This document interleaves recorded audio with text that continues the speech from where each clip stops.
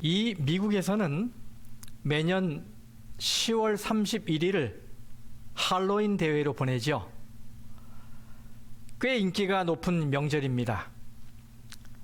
그런데 이날은 물론 가면과 가장이지는 하지만 귀신과 악마, 좀비 등이 출몰하기 때문에 우리 크리스천들이 즐기기 매우 곤란한 날이기도 합니다. 그렇죠? 그런데 그 같은 날이 세계 종교 개혁의 날이라는 사실을 아는 사람은 그리 많지 않은 것 같습니다. 10월 31일은 마틴 루터가 비텐베르크 성당의 정문에 로마 카톨릭 교회의 면죄부 판매를 반박하는 95개 조항을 붙이면서 종교 개혁에 불을 붙인 날입니다. 당시 비텐베르크 대학의 신학 교수였던 마틴 루터 박사는 학생들에게 로마서를 가르치기 위해 준비하다가 로마서 1장 17절 말씀에서 믿음으로 얻는 의를 깨달으며 회심하게 되어 종교개혁의 문을 열었습니다. 로마서는 한 사람의 인생을 바꿨고 한 시대까지 바꾼 중요한 말씀이 되었습니다. 루터보다 먼저 로마서에서 영향을 받은 사람이 있습니다. 바로 아우구스티누스입니다. 영어식 발음은 어거스틴이에요. 그는 30살이 될 때까지 마니교에 심취했고 육체적으로 방황하며 살았습니다.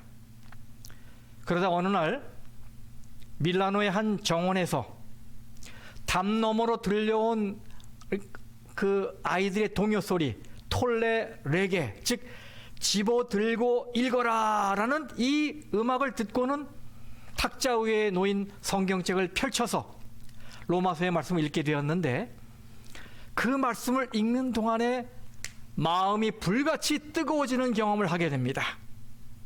그리고는 자신의 부끄러운 삶을 눈물로 회개하며 극적으로 회심하여 기독교 역사상 가장 탁월한 신학자로 우뚝 서게 되었습니다. 여기 로마서에서 영향을 받은 사람이 또 있습니다.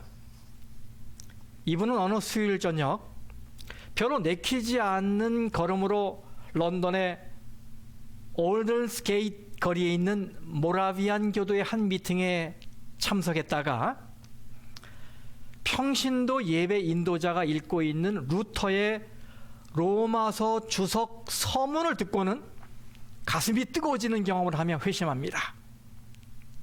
그가 바로 감리교를 창시한 존 웨슬리입니다. 이렇게 역사상 교회를 새롭게 재건하는 일에 쓰임받았던 신앙의 거목들이 이 로마서의 말씀에서 주님의 음성을 들었습니다. 그러므로 지금도 교회가 새로워지고 우리가 다시 한번 회심의 경험을 하며 거듭나려면 이 로마서 말씀에서 우레와 같은 주님의 음성을 들어야 합니다. 목사에게 있어서 로마서는 꿈의 책입니다. 목사라면 누구나 로마서를 강의하고 싶은 마음을 가져요. 저 역시 예외가 아닙니다. 그래서 이번에 정말 큰 마음을 먹고 기도하며 로마서를 펼쳤습니다. 이번에 제가 이 금요 예배의 시리즈 설교로 로마서를 택한 이유는 저 역시 예수 그리스도께서 주신 은혜와 구원의 감격을 다시 한번 회복하길 원해서이고 동시에 신앙의 거목들을 감동시켜서 회심으로 이끌었던 바로 이 책이 우리 모든 성도들의 삶에도 큰 영향을 끼치길 바라기 때문입니다. 여러분 들어보셨죠? 옛말에 모든 길은 어디로 통한다고 했죠? 예, 로마로 통한다고 했죠? 이 말을 이렇게 바꿀 수 있어요. 모든 성경은 로마서로 통한다. 네. 그만큼 이 로마서에는 성경의 주옥 같은 진리의 말씀, 주제의 말씀들이 거의 망라되어 있어요. 부디 로마서 연구를 통해서 여러분 각자가 진정으로 복음을 깨닫고 은혜를 경험하고 회심해서 새롭게 거듭나는 경험을 하시게 되기를 간절히 기원합니다. 이 본문에 들어가기 앞서 로마서에 대한 아주 간단한 배경 지식을 좀 나누겠습니다. 이 로마서는 사도 바울에 의해 기록되었습니다. 그리고 후기의 이 필사본들에는 이 책의 표제가 로마인들에게 보내는 사도 바울의 편지서라고 되어 있어요. 이 편지가 언제 정확하게 기록됐는지는 잘 모릅니다. 하지만 대략 기원 후 57년에서 58년 겨울 사이에 기록된 것으로 봅니다. 물론 조금 더 이른 시기로 보는 사람들도 있어요. 이 기간에 바울은 3차 선교 여행 중이었는데 3개월 동안 고린도에서 체류하면서 로마서를 기록한 것으로 알려져 있어요. 바울은 이 편지를 기록할 당시에 시력이 별로 좋지 않았기 때문에 로마서 16장 22절에 의하면 바울이 한마디 한마디 불러주는 대로 이 서기인 더디오가 받아 적었어요. 그리고 고린도의 동쪽 항구인 갱그레아 교회 여집사 베베에 의해서 로마로 보내진 것으로 보는 것입니다. 이 로마서의 총 주제는 인간의 죄, 그리고 그 죄인이 용서받고 거룩하게 회복될 수 있는 길을 마련하시는 하나님의 은혜입니다. 사도 바울은 그 당시에 세계 대제국의 수도인 로마에 전도하러 가기를 간절히 열망했습니다. 그리고 거기에 그치지 않고 그 로마를 발판 삼아서 오늘날의 스페인까지 가서 복음을 전하기를 바랐습니다. 이런 목적을 성취하기 위해서 바울은 로마에 있는 교인들의 서포트, 지원, 협력이 필요했어요. 그래서 어떻게 해서라도 이 로마에 갈 마음을 가지고 자기가 로마에 가기 전에 자기가 어떤 사람인지, 그리고 어떤 사상을 가지고 있는 사람인지를 로마에 있는 교인들에게 미리 알려주기 위해서 이 편지를 쓴 것입니다. 자, 우리 성경 말씀을 좀 살펴보겠습니다. 로마서 1장 1절에서 7절까지 말씀을 읽겠습니다. 여러분 잘 따라오십시오. 예수 그리스도의 종 바울은 사도로 부르심을 받아 하나님의 복음을 위하여 택정함을 입었으니 이 복음은 하나님이 선지자들을 통하여 그의 아들에 관하여 성경에 미리 약속하신 것이라.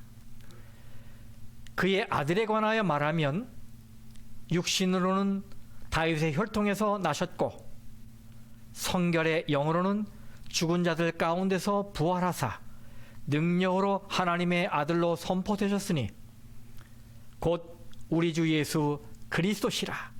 그로 말미암아 우리가 은혜와 사도의 직분을 받아 그의 이름을 위하여 모든 이방인 중에서 믿어 순종하게 하나니 너희도 그들 중에서 예수 그리스도의 것으로 부르심을 받은 자니라.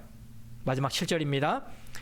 로마에서 하나님의 사랑하심을 받고 성도로 부르심을 받은 모든 자에게 하나님 우리 아버지와 주 예수 그리스도로부터 은혜와 평강이 있기를 원하노라. 아멘.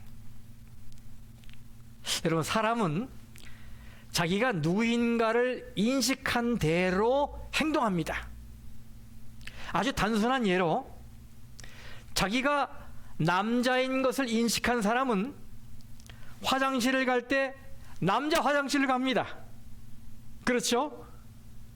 어두컴컴한 길이라도, 꾸불거리는 길이라도, 혹 돌아가는 길이라도 남자 화장실을 꼭 찾아가요. 반대로 자기가 여자라고 생각하는 사람은 여자 화장실을 갑니다.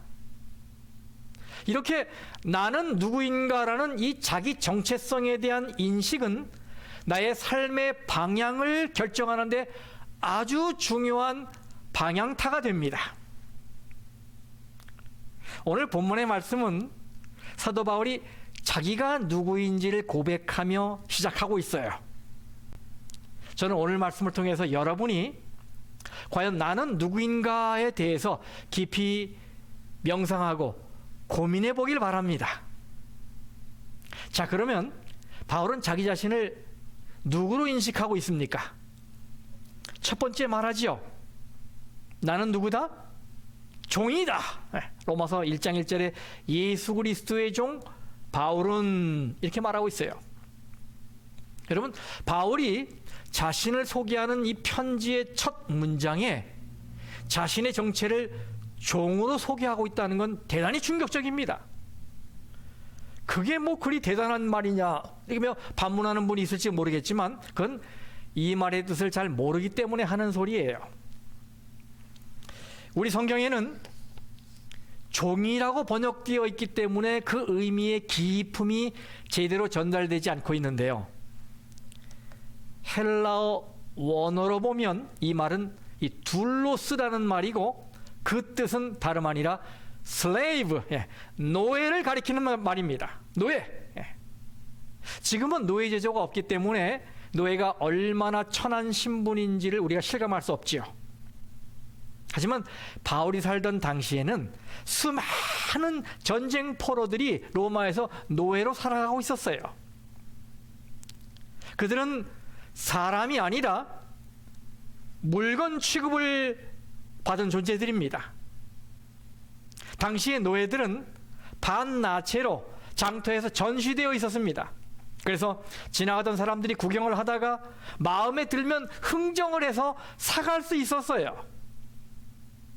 주인은 집에 가서 이미 뚫려있는 이 노예의 귓불에다가 자기 이름이 새겨진 귀걸이를 달아줍니다. 그러면 그 순간부터 그 노예는 그 주인의 소유가 되는 거예요. 그 사람의 재산 목록에 등재되는 것입니다. 여러분, 노예에게는 꿈이 없습니다. 계획이 없습니다. 자기 의지도 없어요. 선택권도 없습니다. 자기 소유, 자기 물건은 상상할 수도 없습니다.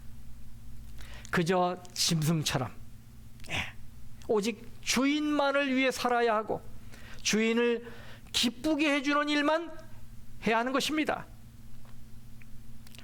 그런데 이런 시대적 배경에서 바울이 자기가 한 번도 만난 적이 없는 이 로마의 교인들에게 자기를 예수 그리스도의 뭐로?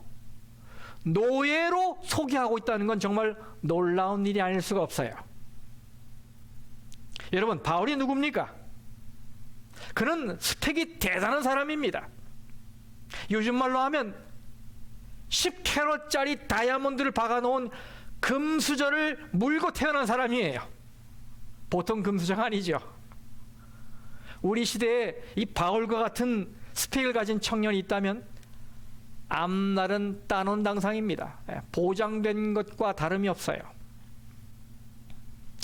그는 사울 왕을 배출한 명문 베냐민 지파 출신이었습니다. 여러분, 베냐민 지파가 가나안 땅에서 분배받은 땅에는 장차 거룩한 성이 될 여부스, 즉 예루살렘 성이 포함되어 있었어요. 그래서 그 당시 베냐민 지파의 자부심은 대단했습니다. 그리고 그는 히브리인 중에 히브리인이었어요. 이것은 양가 부모 모두가 엄격한 정통 유대 가문으로부터 왔다는 것을 의미하는 거예요. 게다가 그는 바리새인의 아들이면서 자신도 바리새인이었어요. 바리새인이라면 유대 사회에서 이 미국의 상원 의원과 같은 것입니다. 한국으로 말하면 국회의원이에요. 그리고 그는 당대 최고의 율법학자인 가말리엘의 문화생이었어요. 여러분, 그 스승 밑으로 들어가서 배운다는 것은요, 이 미국의 하버드대 로스쿨에 들어간 것과 같은 것입니다. 그리고 그는 당시 세계를 지배하던 로마 제국의 시민권자였습니다. 여러분, 정통 유대인이면서 당당한 세계의 시민이었던 거예요. 그런 그가 자기를 예수의 노예로 소개하는 걸 자랑스러워하고 있어요. 여러분, 얼마나 놀라운 일입니까? 그는 본래 예수를 향해 무서운 증오심을 가졌던 자입니다.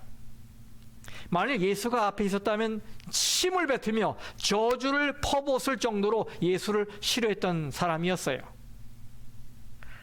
그런데 그가 달라진 것입니다. 어떻게 달라졌어요? 죽지 못해 끌려가는 종이 아니라 그리스도에게 자신을 기꺼이 드리는 자원하는 종으로 바뀐 거예요. 바울이 언제 그렇게 변한 것일까요? 사실 자기를 누군가에게 종으로 바치는 일은 절대 하루아침에 되는 일이 아니지요. 그리고 제가 보기에는 그가 다메섹으로 가는 길에서 예수님을 처음 만났을 때 그 즉시 심령의 변화가 일어난 것 같지는 않아요. 분명 처음에는 자신에게 일어난 엄청난 변화를 그저 담담하게 받아들이는 정도였을 거예요. 그래서 자원하는 심령으로 자신을 예수님께 드리기까지는 얼마의 시간이 필요했을 것이라 생각됩니다. 본문 2절부터의 내용을 살펴보면 그가 어떻게 예수님을 위해 종이 될 마음을 갖게 되었는지 그 과정에 대해 우리가 약간의 추측을 할 수 있을 만한 자료가 들어있어요. 자, 2절 말씀 읽겠습니다.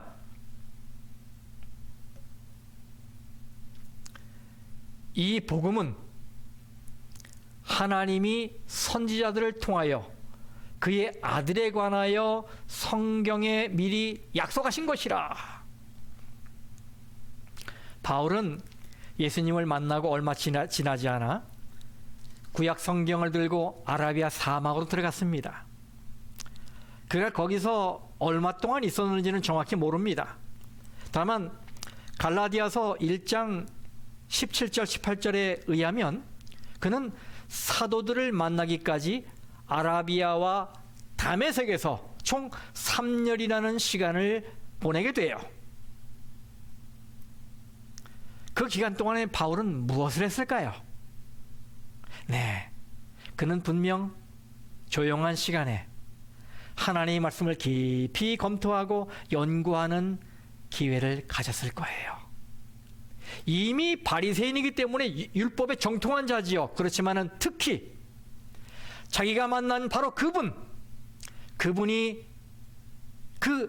과연 하나님이 구약의 선지자들을 통해 약속하신 메시아인지, 그가 과연 인류를 위한 구원자인지를 철저히 검토했을 거예요.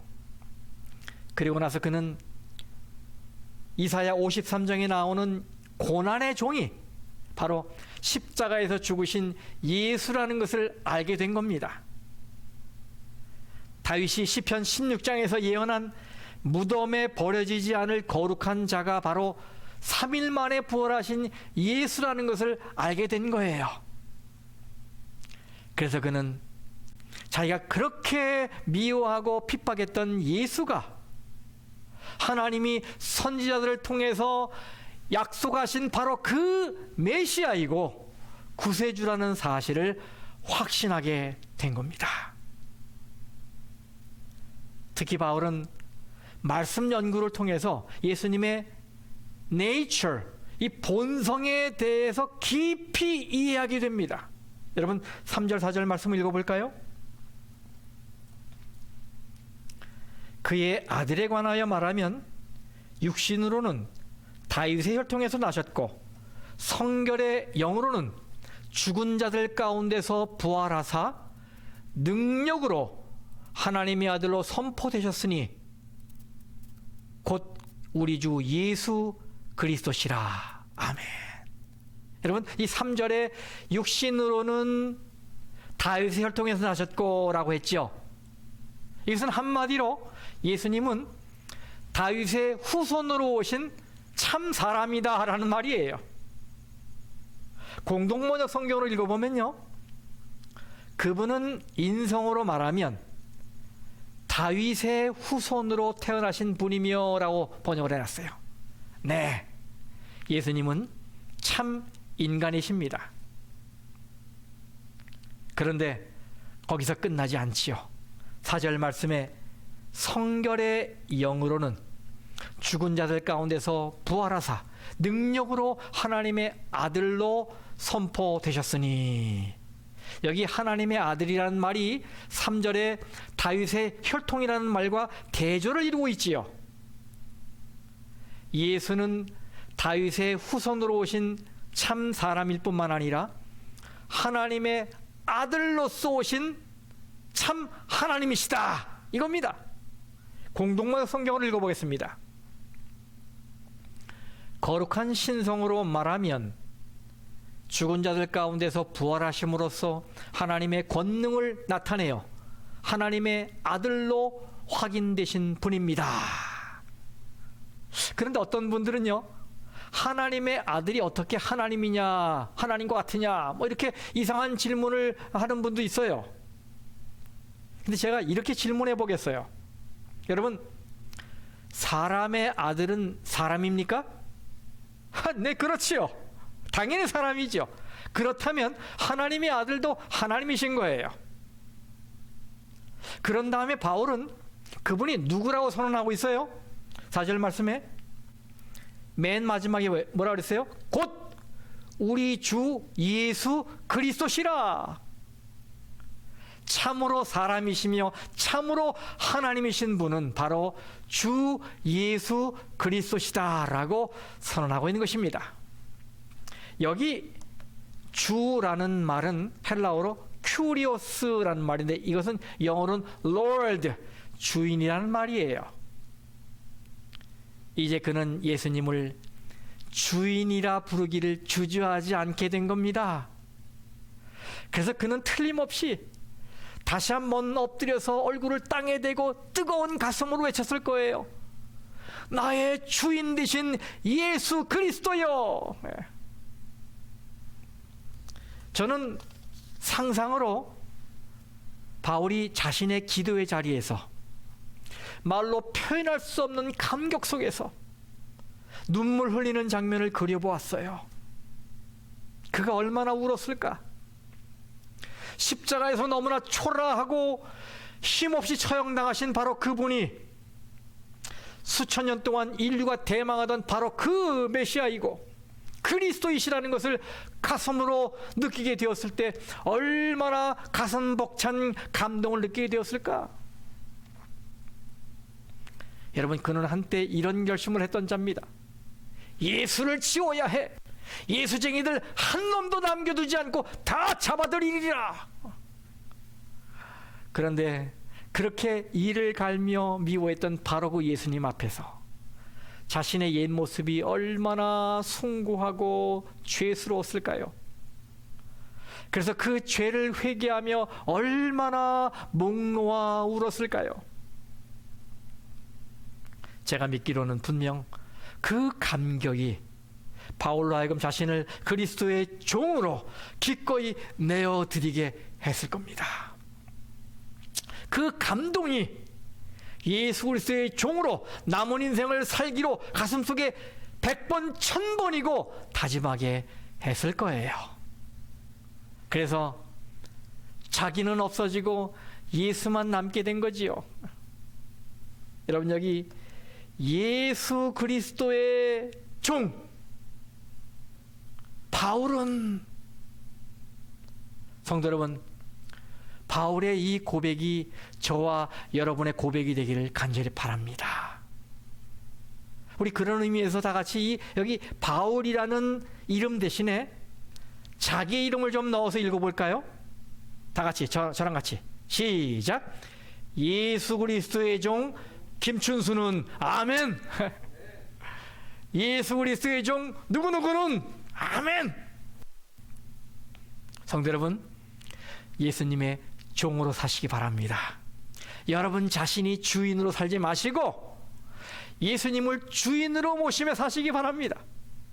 내가 예수님의 종이고 예수님은 나의 주인이라는 의식을 가질 때 나의 생활의 방향이 얼마나 달라지겠습니까, 여러분? 그렇죠? 바울은 이 종이라는 자기 인식에 그치지 않았어요. 이 두 번째로 그가 말하지요. 나는 뭐라고요? 사도다. 여기 예수 그리스도의 종 바울은 사도로 부르심을 받아라고 말하고 있어요. 이 사도라는 말은 보내심을 받은 자, 메신저이라는 의미입니다. 이 사도는 로마 제국에서는 전쟁 중에 이 갈등이나 분쟁을 해결하기 위해 특수 임무를 띠고 적군으로 파송되는 사람이었어요.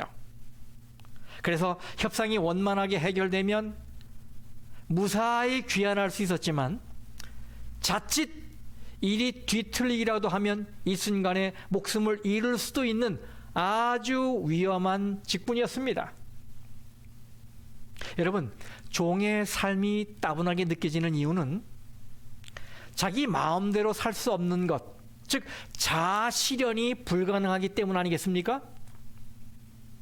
그러나 그 종이 만일 매우 중요한 사명을 받은 종이라면 어떨까요? 바울은 자기 자신을 종으로 인식했을 뿐만 아니라 동시에 사도로 인식했습니다. 종은 종인데 사도로 부름받은 종이란 말이에요.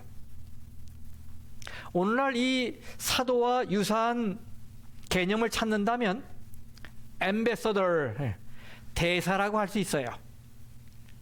나라를 대표하여 그 나라로부터 중요한 임무를 부여받고 파송되는 사람이지요.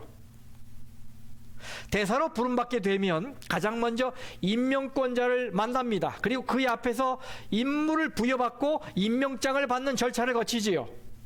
이것이 대사가 되는 길이에요. 그렇다면 사도도 먼저 자신에게 사명을 맡긴 분을 찾아가서 배워야 하는 것입니다. 그래서 예수 그리스도의 사도의 자격에는 예수 그리스도를 친히 만나 뵈었던 사람이어야 한다는 것이 포함되어 있었어요. 그것 때문에 바울의 사도직이 항상 문제가 되었던 거예요. 왜냐하면 바울은 다른 제자들처럼 예수 그리스도와 함께 지냈던 제자가 아니었잖아요.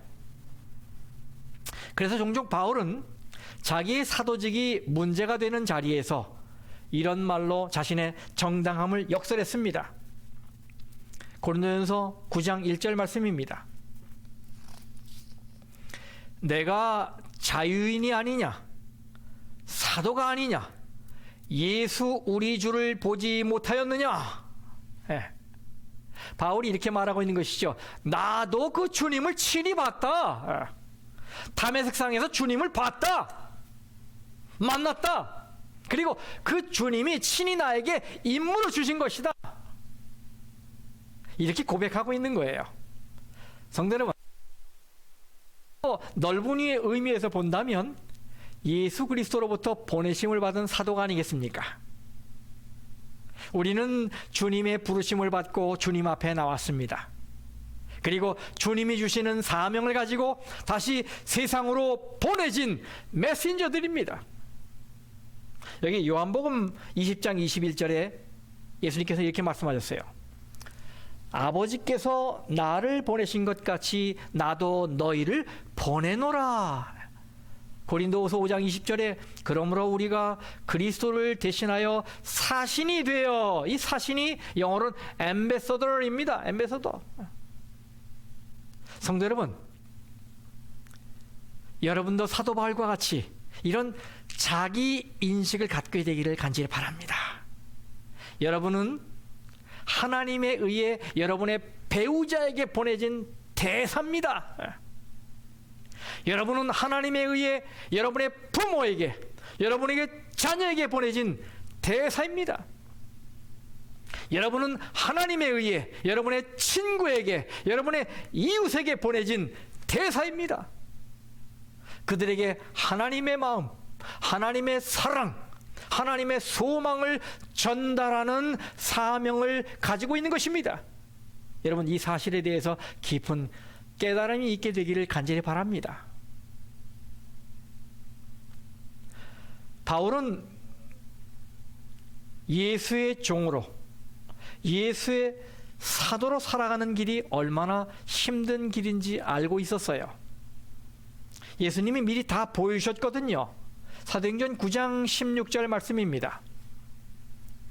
그가 내 이름을 위하여 얼마나 고난을 받아야 할 것을 내가 그에게 보이리라 하시니. 여러분, 이 말씀은 예수님이 눈이 멀어버린 바울에게 가기를 꺼려하는 아나니아에게 주신 말씀이에요.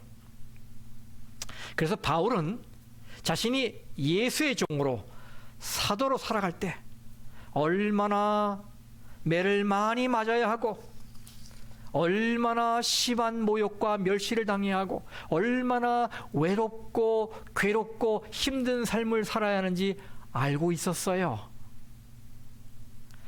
그러나 그럼에도 불구하고 바울은 자신을 종으로 사도로 소개하며 그 길에 들어선 것을 자랑스러워하고 있는 것입니다. 얼마나 놀라워요. 여러분, 그의 고백을 좀 들어볼까요? 사도행전 20장 24절 말씀입니다. 내가 달려갈 길과 주 예수께 받은 사명, 곧 하나님의 은혜의 복음을 증언하는 일을 마치려 하매는 나의 생명조차 조금도 귀한 것으로 여기지 아니하노라. 아멘. 성도 여러분, 우리가 로마서를 읽으면서 바울이 왜 자기를 예수의 종으로 사도로 소개하고 있는지를 잘 모른다면 이 편지 전체에 흐르는 바울의 뜨거운 감격과 열정을 느낄 수가 없게 될 거예요. 그것은 1장 7절에 암시되어 있지요.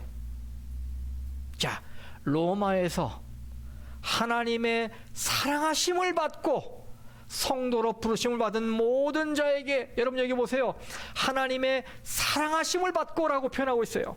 예, 하나님의 무조건적인 아가페 사랑을 받았기 때문입니다. 그 사랑에 뜨거운 감격이 솟구쳐 오른 거예요. 그 한량없는 은혜 앞에서 자신을 발견하게 된 겁니다. 그래서 그것을 성도들에게 나누고 싶었던 거예요, 사도 바울이. 그러면 성도 여러분, 부디 하나님이 여러분을 얼마나 사랑하시는지를 깨닫고 세상으로 향하던 눈을 들어서 여러분을 조건 없이 사랑하시고 귀한 생명을 주신 우리의 주인 되신 예수님을 바라보며 살게 되기를 간절히 바랍니다.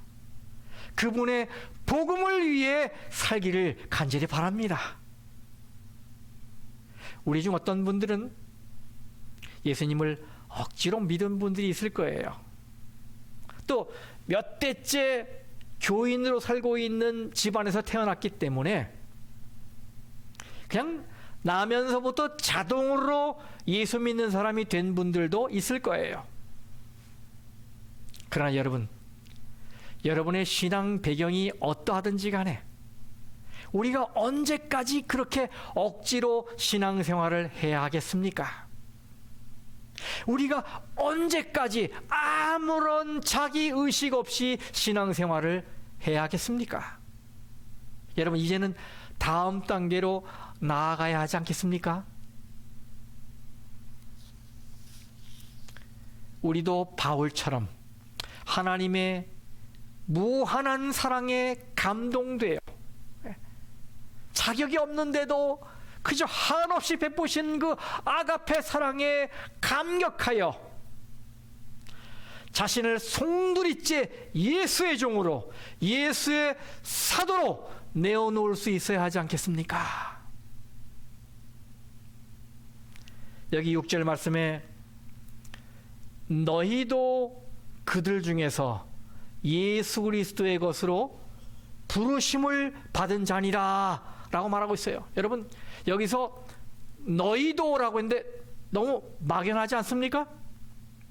그래서 이번에 이 너희도라는 말 대신에 또다시 각자 이름을 넣어서 한번 읽어보겠습니다. 그러면 성령께서 이 말씀을 통해서 우리의 마음에 생명을 불어넣으실 거예요.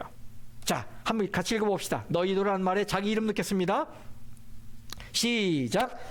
김춘수도 그들 중에서 예수 그리스도의 것으로 부르심을 받은 자니라. 아멘. 네, 아멘.